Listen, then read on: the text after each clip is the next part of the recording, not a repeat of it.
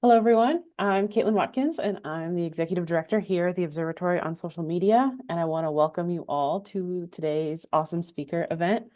We're just going to do a quick intro before we move on to the main event. For those of you who might not be familiar with the Observatory on Social Media, we're a joint project of the Luddy School of Informatics, Computing, and Engineering and the Media School here at Indiana University. We're an interdisciplinary research group that is interested in all things at the intersection of media and technology with a focus on social media. We conduct academic research, build analytical tools and software for both scientists and journalists, and educate the next generation of computationally skilled media professionals.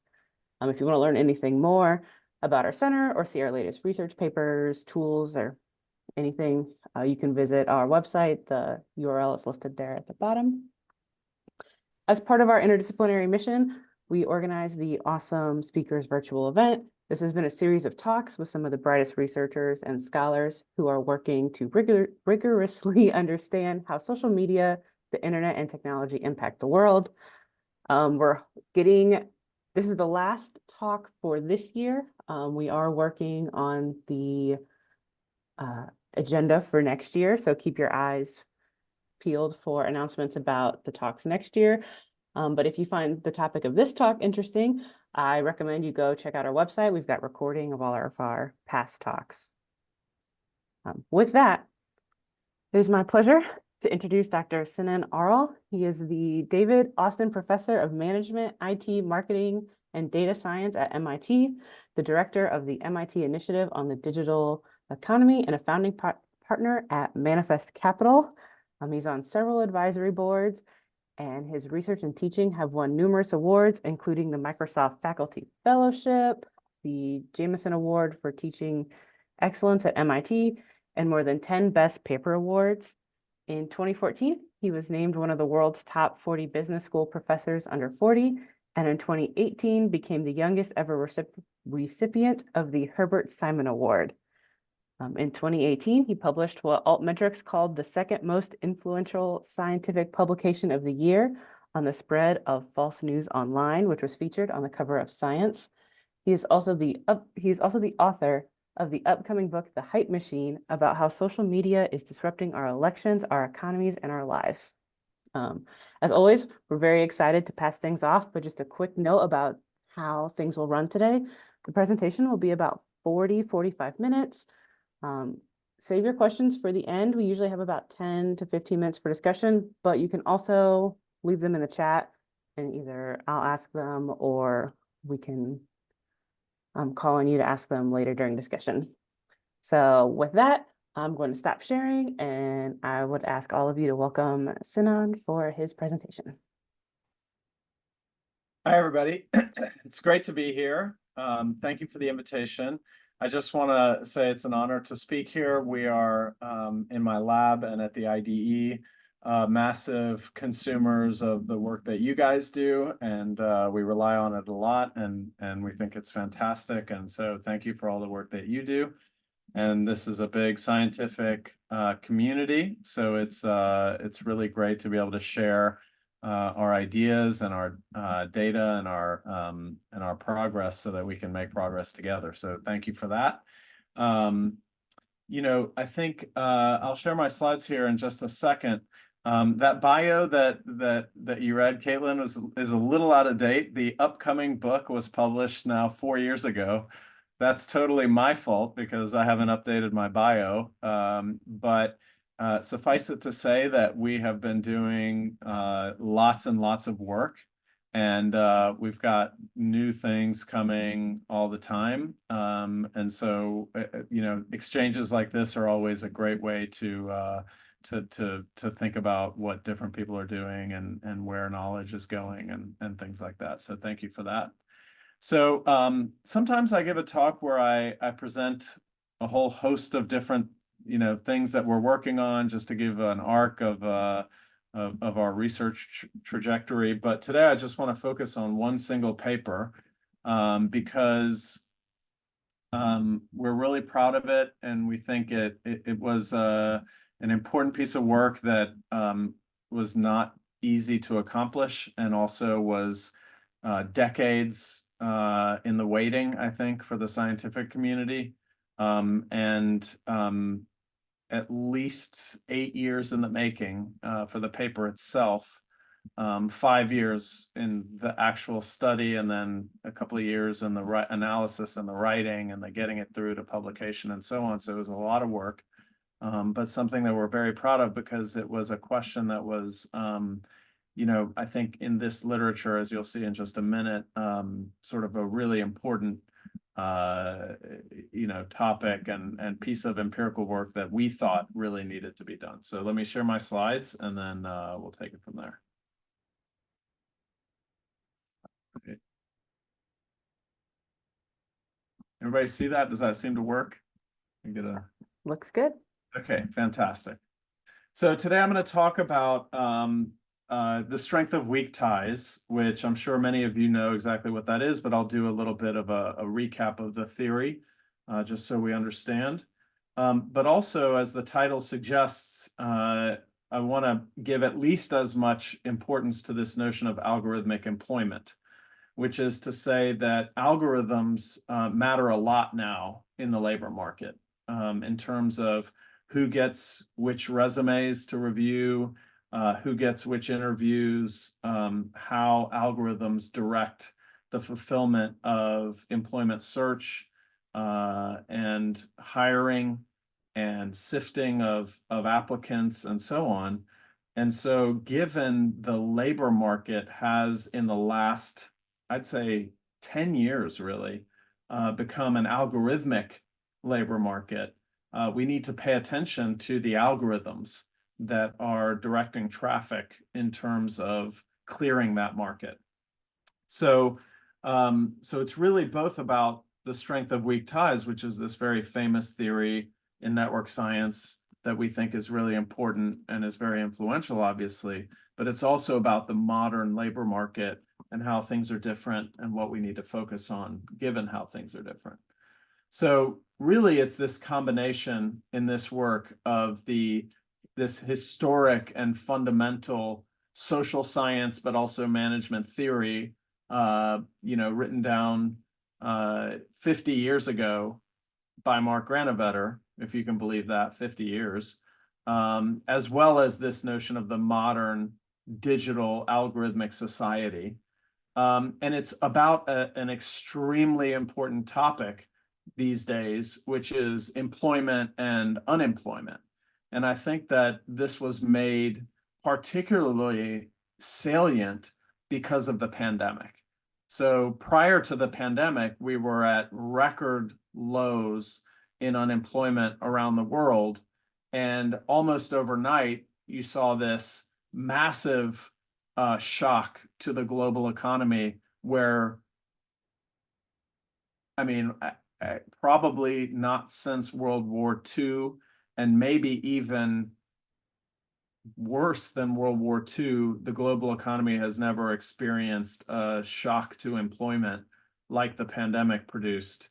Definitely in 50 years, probably in 100 years.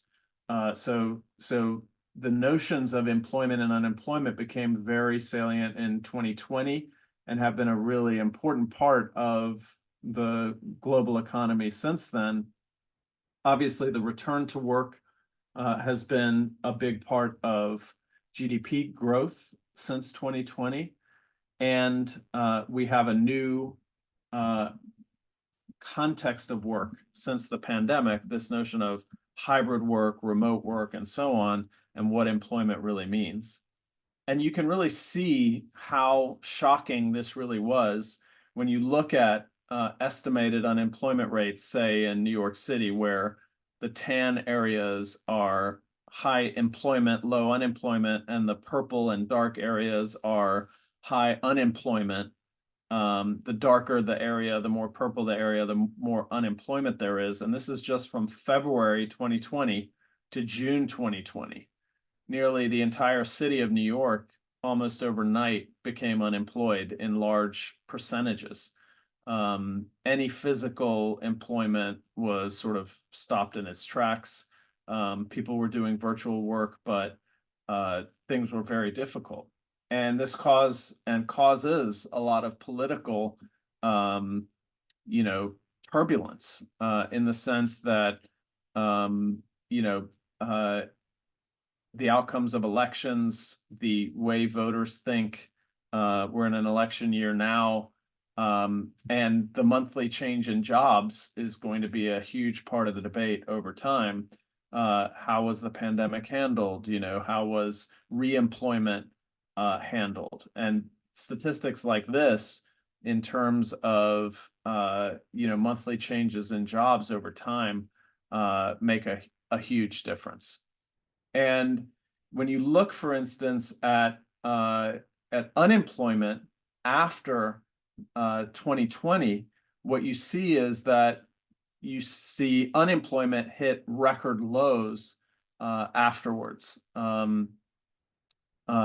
Reemployment or employment percentages after you know, after the pandemic came roaring back, in a sense.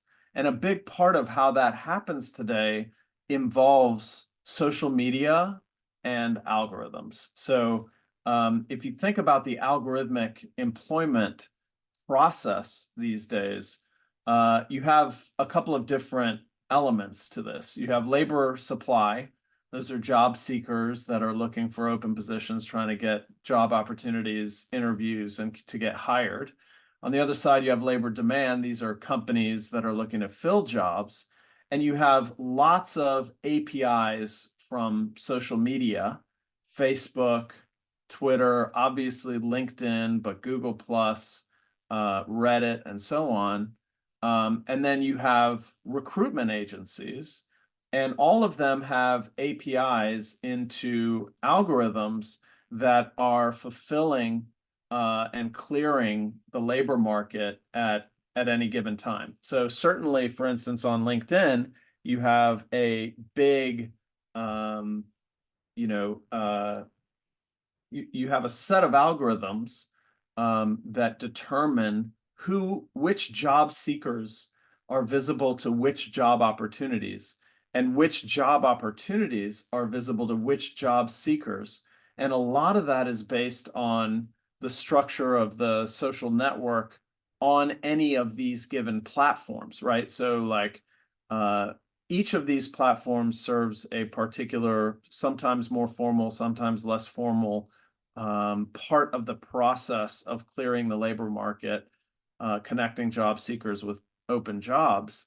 And the algorithms that shape the social networks, the algorithms that shape the distribution of job advertisements, the algorithms that shape the news feeds, and so on, make a big difference in how these labor markets clear, what types of people get which types of jobs, and so on.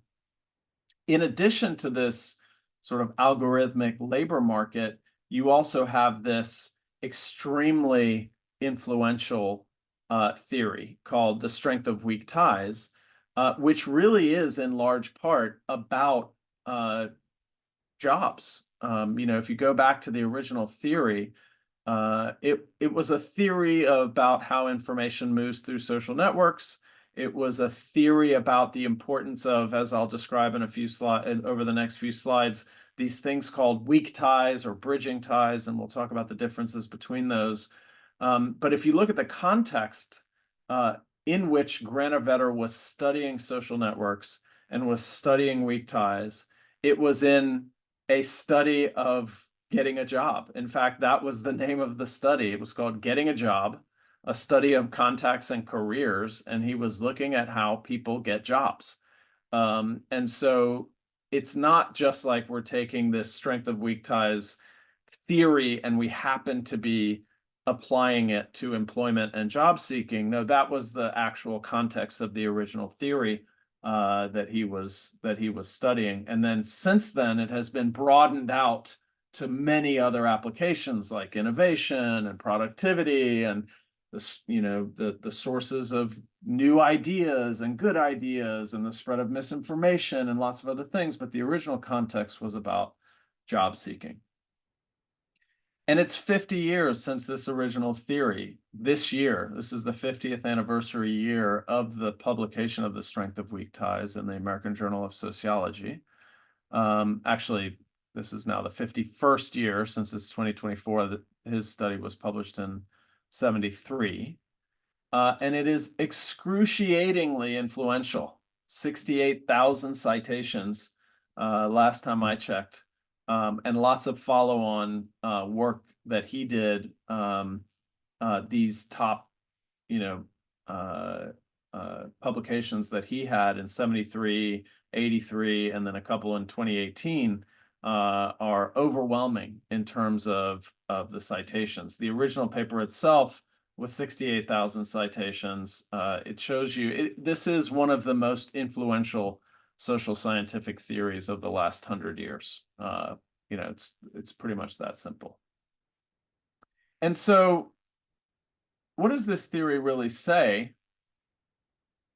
What this theory says is that if you think about the way that human social networks are organized, and if you read the literature on different social networks, you see that they are organized into clusters of tightly connected communities, and that within those clusters are held together by strong ties, and then the clusters themselves are knitted together by these weak bridging ties. That's sort of the foundational theory that Granovetter outlines.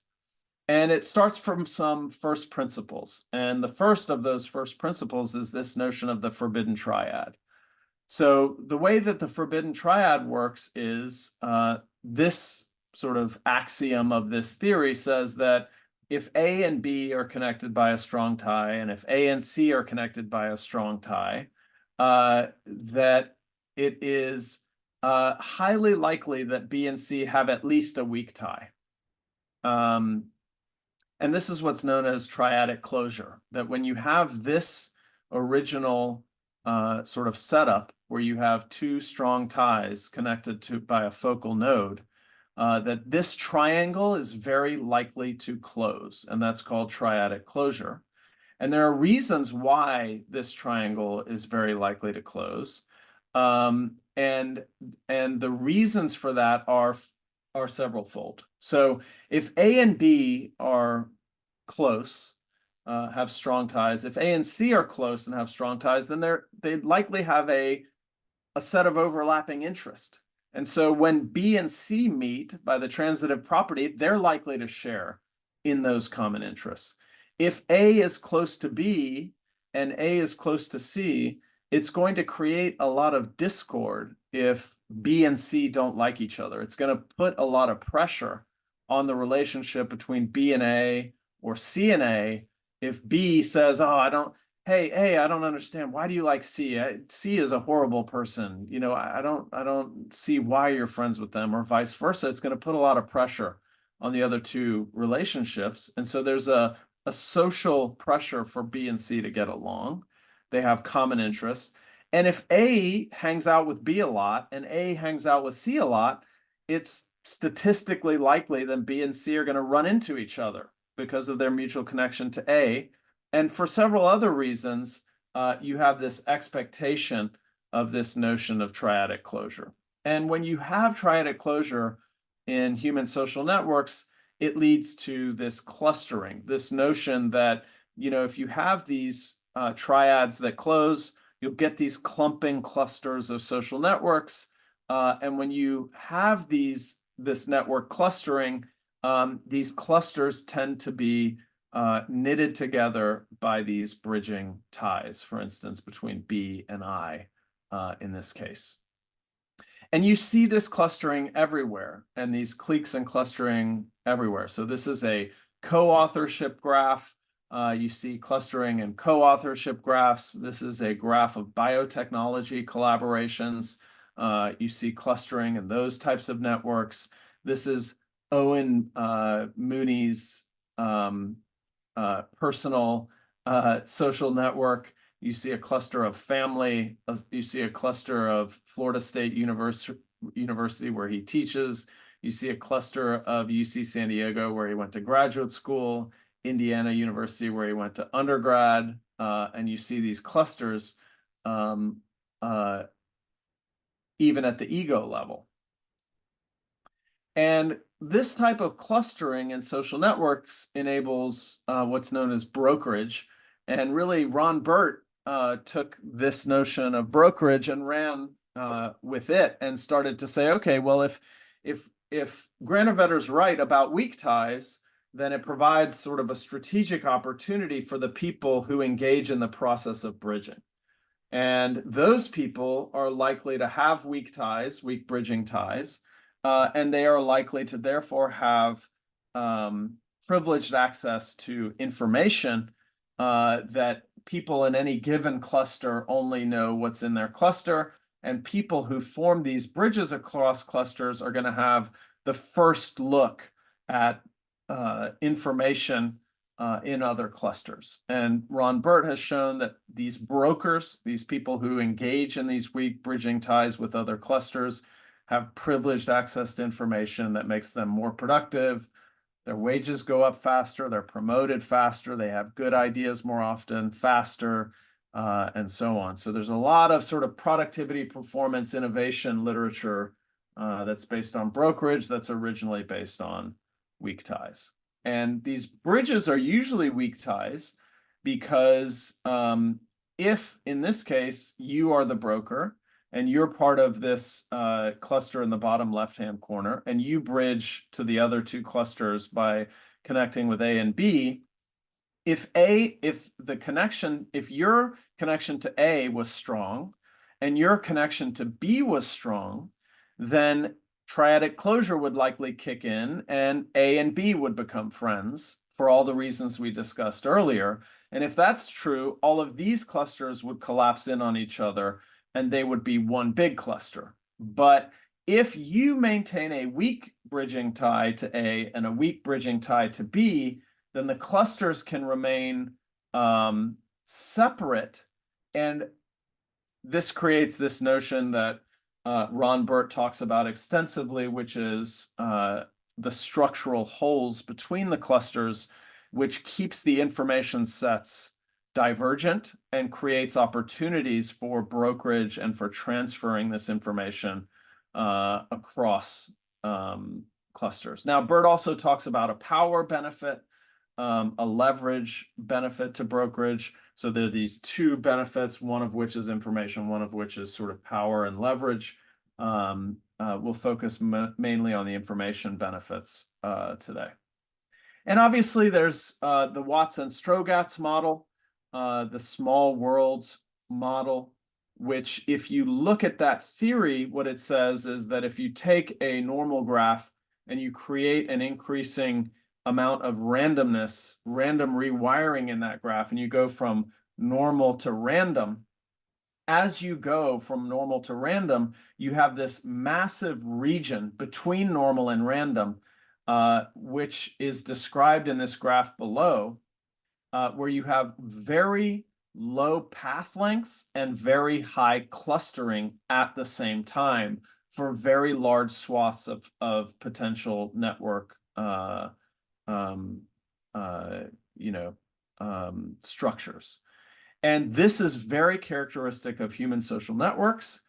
Low path lengths, where you have 6 degrees of separation, or on Facebook, 4 degrees, but very high clustering at the same time. And that's what enables the strength of weak ties and the strength of brokerage. And it's really about information advantages. So imagine this person in the middle.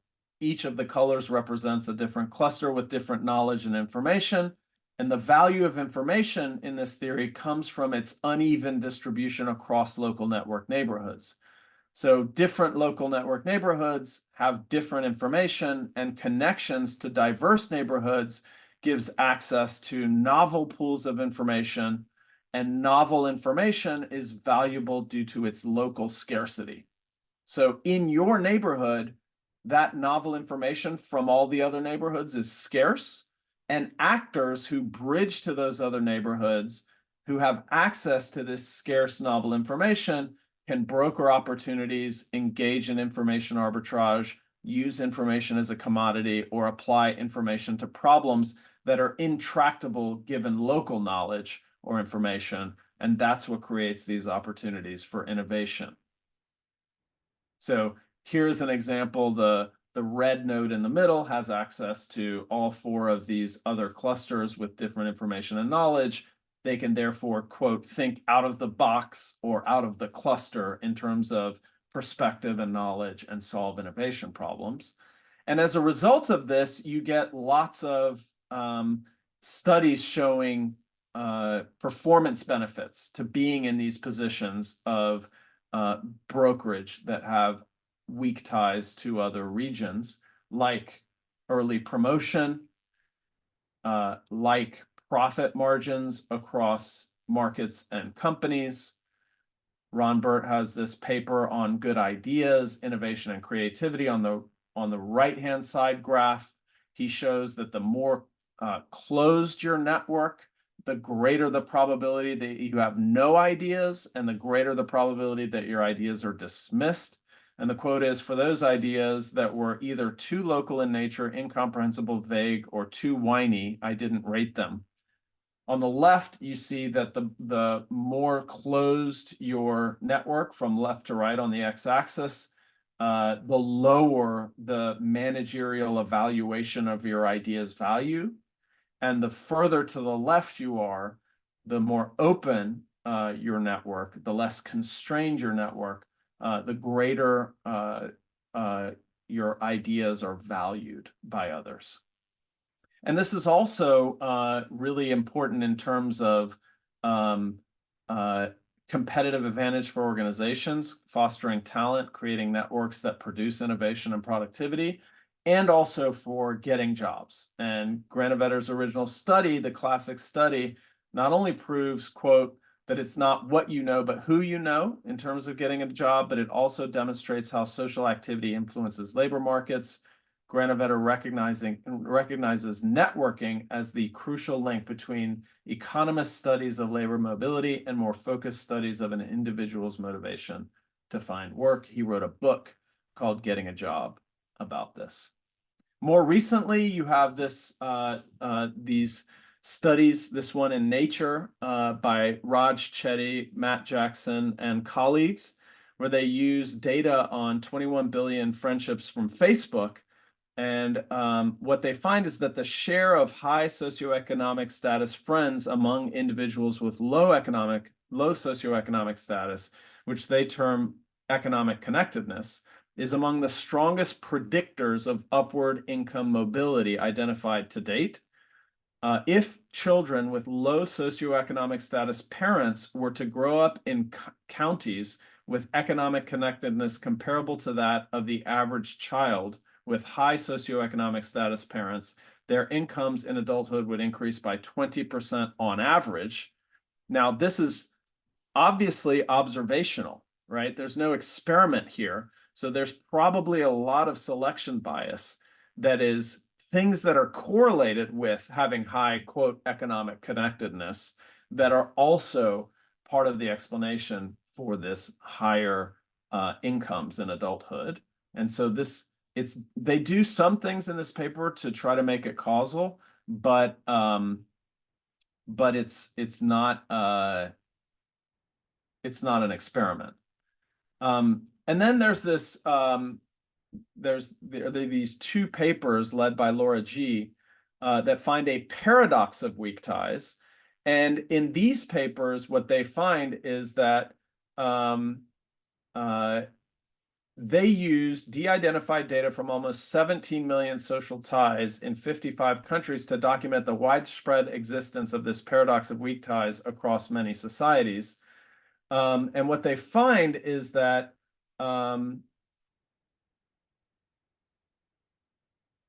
most people are helped through one of their numerous weak ties, but a single stronger tie is significantly more valuable at the margin, indicating that strong ties are more valuable for job finding than weak ties, and they call it this paradox of weak ties. And they have a lot of data, 17 million social ties in 55 countries. But they also acknowledge that their results may be, quote, not be the true causal effect of tie strength on the probability of a sequential job, because they don't have an experiment. So they only have observational correlational data. But the causal effects, really nailing down the causal effects, are really essential to both the theory of the strength of weak ties and understanding what the causal effect of algorithmic design is on the labor market. So that's why we wrote this paper. Over 50 years of the strength of weak ties, there's never been a large-scale experimental study proving that the strength of weak ties is true. Over 50 years. And so that's why we wanted to test it. So in this, and again, this study was published in Science in 2022. And it is in this study, we worked with LinkedIn. We randomly varied the prevalence of weak ties in people's networks, in the social networks of 20 million people over 5 years. During the experiment, 2 billion new ties were created and 600,000 new jobs were taken or filled during our study.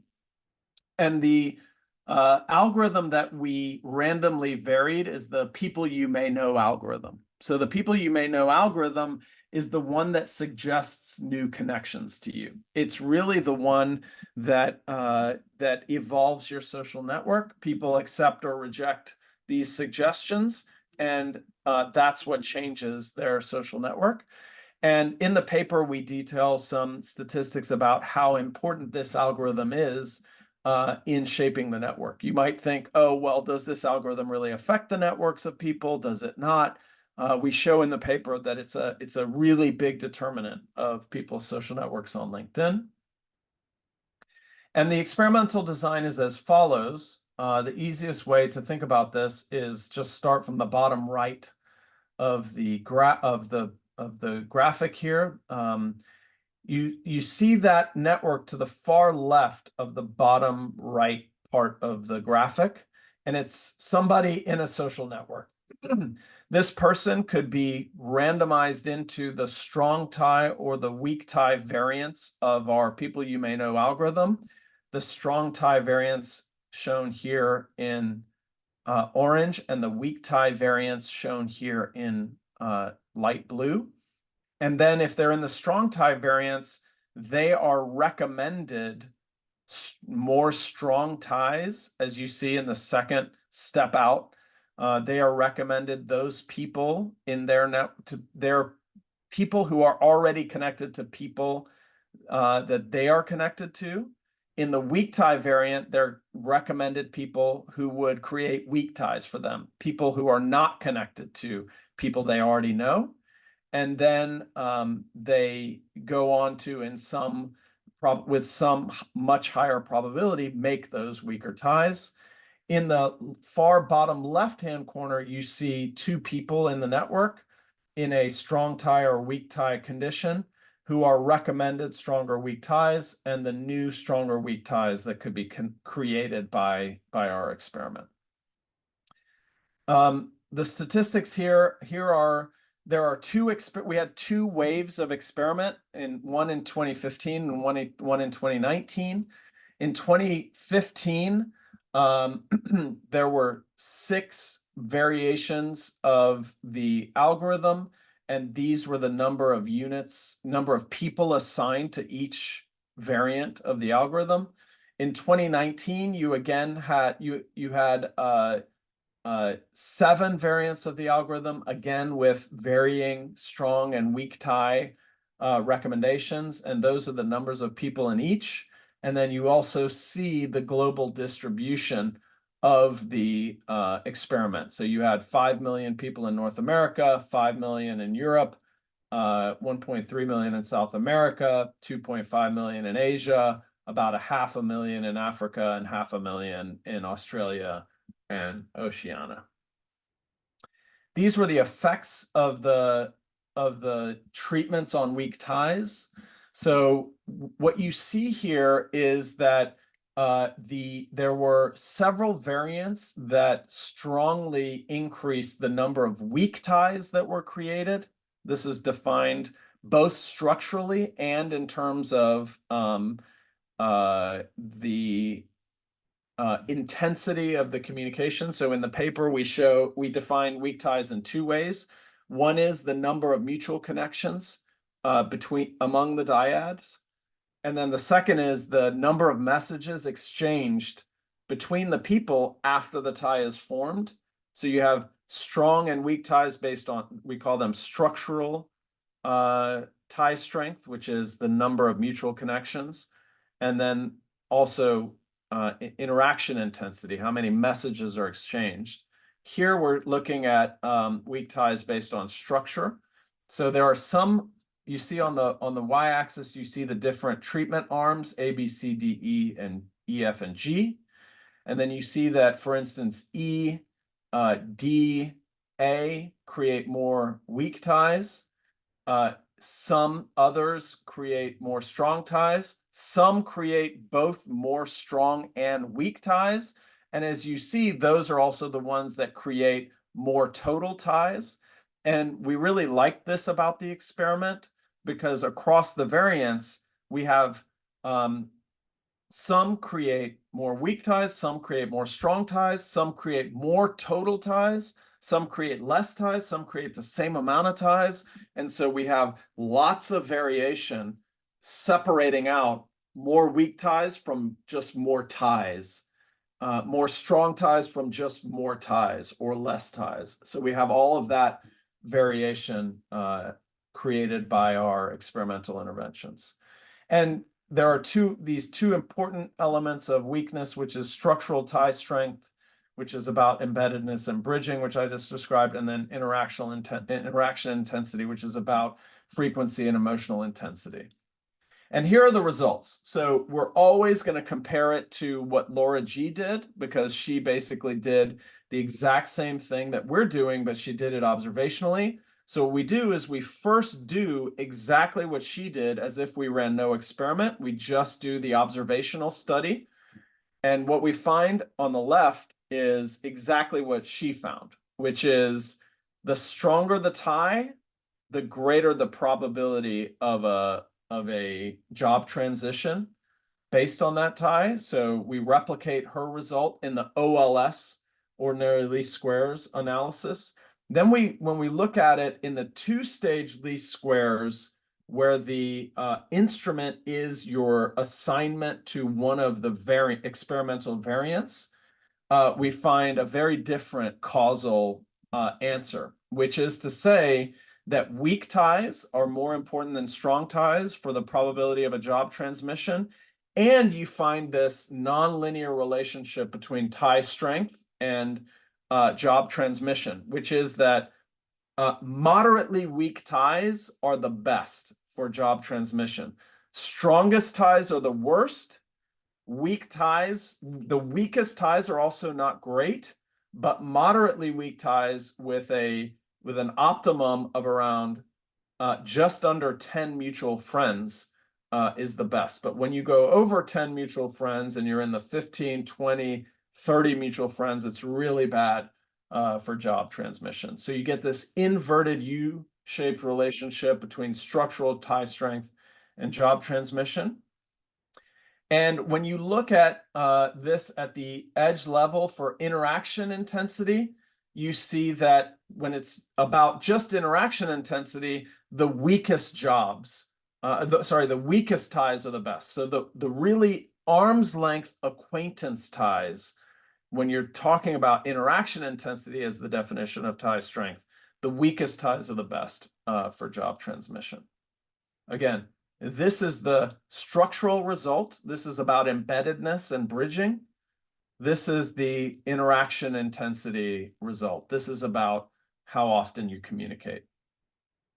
And then when it comes to applications, weak ties are also much more likely to be job applies, in terms of the more weak ties that you're created, the more jobs that you apply for.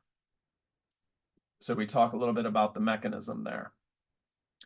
And then the final thing here is that we see a lot of heterogeneity by industry, okay? So we have all the jobs and what industry they're in, and all of the individuals as well. And what we see here is that the more digital the industry, the more that weak ties create job applications and job transmissions. So the top industries, but higher in IT intensity, weak ties are more important. Lower in IT intensity, weak and strong ties are about the same. Software use, the second panel there, C. Higher software use intensity industries, weak ties are important. Lower software use intensity industries, strong ties are important. So the less digital the industry, the more important strong ties. The more digital the industry, the more important weak ties. Same for panel D, which is suitability for machine learning. Panel E, which is industries which are suitable for AI. You see a similar pattern there. Industries by robotization in F, and then heterogeneity by ability to work from home in G. The top industries where work from home is more prevalent, weak ties are more important. There's no statistically significant difference between strong and weak ties for less work from home industries. So I'll just conclude, and then we can open it up for discussion and questions. I'd much rather have a conversation. Just key lessons here is that networks drive employment and social mobility. This 50-year-old theory that has 68,000 citations or whatever it was. We really needed a causal test of this theory because most of the evidence, if not all of the evidence, was correlational, and no sort of large-scale experiment had been done before this one. And so what we find is that, yes, networks drive, in a causal sense, employment and social mobility, holding all else constant. And also algorithms shape networks, which in turn shape economic outcomes, right? So in this algorithmic economy, where the labor market is being run or influenced so significantly by algorithms, algorithms nudge and shape the social networks, which then shape economic outcomes. We really have to pay attention to these algorithms, how they work, and how they're changing the structure of the economy. So if algorithms are informed by science, we can drive employment and ameliorate inequality by building algorithms that take inequality and employment specifically into mind as they are suggesting new connections to people. And I have to give kudos to LinkedIn because they very much took seriously this experiment and the opportunity to build algorithms that create societal welfare in the labor market, both by addressing inequality and by driving employment. And if that's true, what else could we dream of doing? By studying algorithms causally, by studying them scientifically, and then by designing our digital and algorithmic economy in a way to address the goals that we want to address. So with that, I will say thank you very much, and we can open it up to a conversation. I'll stop sharing my screen. Hang on. There we go. All right, yes, if everyone could give a nice Zoom round of applause for that talk. And yeah, we'll open it up for questions. So if you have a question, you can raise your hand and then we'll call on you and go from there. It looks like, so Her has a question.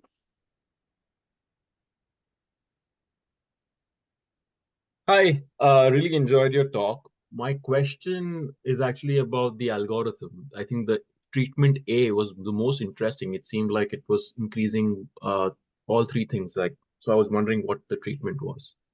So the treatments are different variants of the algorithm. So the people you may know algorithm is a machine learning algorithm. It takes in a bunch of inputs, which include your current network, all of your profile, aspects of your profile, um, the network structure around you, certainly things like mutual connections. And then what it does is it builds a model that then gives you a rank ordered set of people that show up as recommended ties to you. And A and B and C and D and G and E and F are different tweaks of that algorithm that either result in recommendations that are of more weak ties, more strong ties, more overall ties, uh, fewer overall ties, and so on. So we do have a little bit of confidentiality that we have to maintain with LinkedIn in terms of what we can reveal about how the algorithm works. But that's sort of as what I can say about it as it relates to the treatments. That is their secret, that is part of their secret sauce in the sense that it's a trade secret, those algorithms. Gotcha. Thank you so much. Sure. Okay, Phil? Thank you, Sinan. Great talk. Interesting experiment. And I have a couple of questions. Let me start with one, and then let's see if there is time. I'll ask the second one. But so, I mean, in the way that we think about weak and strong ties, and also, the way that you presented it at the beginning, we have these, and also how we talk about it, we have this idea of like there's still clearly two classes, clearly separated, right? The weak ties are those examples where you have like a single link from a user in one community, sorry, a node in one community and a node in another community. But then in some of the results that you were presenting, like for example, where there was that peak, where on the x-axis you had the number of mutual connection, you call like something like moderately weak or somebody with 10 mutual connections, which is very different from that, let's say, cartoon picture that we are used to, where we think of weak ties as like this lonely connection of person with whom you have absolutely no common friends, right? The number would be 0. So can you say a little bit more about, like, based on this experiment, how like does just the binary classification, weak and strong, does it still make sense? How would you, like, what would be your your criterion for labeling an edge a weak or a strong tie? Yeah, I think that's a great question. So I think that theoretically speaking, at the beginning of this sort of theory, it was simpler to think about them as binary, strong or weak. But I have to admit that I have never thought about them that way. I have always thought about strength as a continuous variable, and that that this continuous variable behaves differently over different regions of strength, and that across these two dimensions of interaction intensity and structural weakness or strength, that graph, the number of mutual connections, which is by the way, which I think is a very good first cut at structural strength, which is just the number of mutual connections of two people, that it obviously behaves non-linearly across this continuous variable. That if you were to cut that into a binary, that it could tell you very different things depending on where you cut it.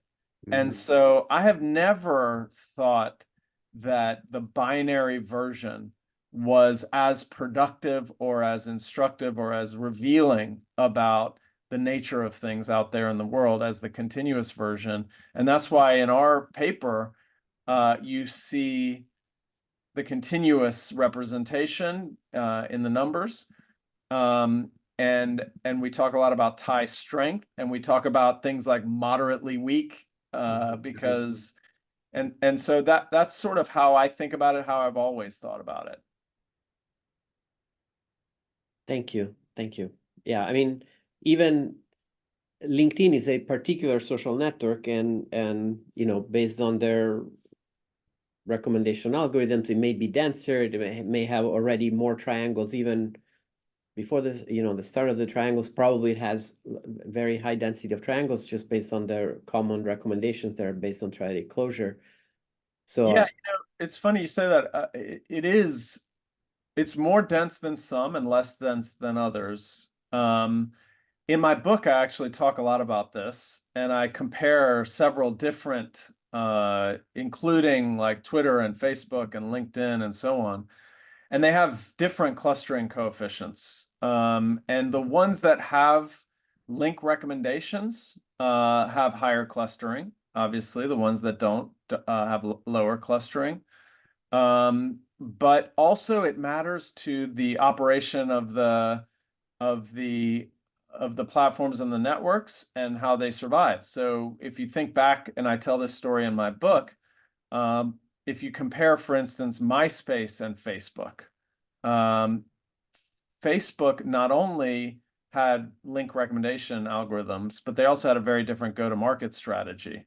So they follow. So Jeffrey, there was a paper by Rolfs in 1974, which was the first economics paper to introduce the concept of network effects.